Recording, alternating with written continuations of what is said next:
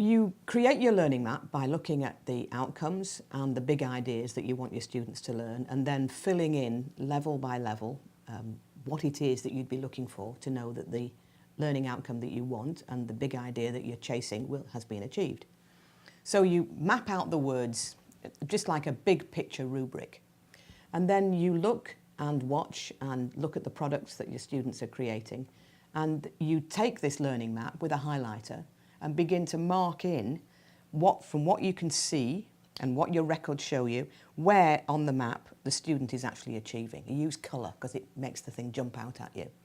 And you'll find a pattern emerging, aspect by aspect, goal by goal, of where the student is actually up to.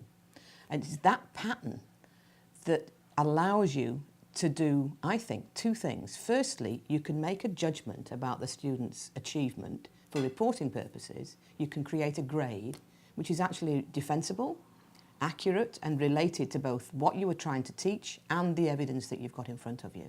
So if anybody says, well, how did you arrive at the 3 or the 4, you can show them exactly how you arrived at it. The second thing I think potentially it allows you to do is to talk to other teachers about their interpretations of the big idea, their wording of the levels that you've arrived at, and their view, along with yours, of how the evidence that you've gathered for that student relates to the judgment that you make.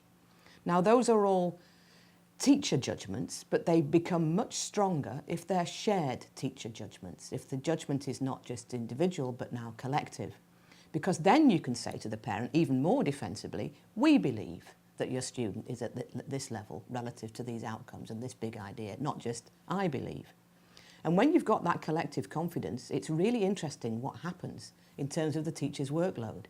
Because what teachers struggle with, especially in the early days of a letter grade or reporting system or a new curriculum, is that they feel they have to have lots and lots of evidence to underpin the judgment that they're making. They gather too much because they're anxious about their individual judgment being challenged. Now, if you've invested in time to create the learning map and to share your expectations and wording with your colleagues, and you can say this, we believe rather than I believe, the teacher's confidence increases because they have shared those judgments with others, and as a consequence of that, they gather less stuff. So you make yourself less busy by investing in thinking rather than doing.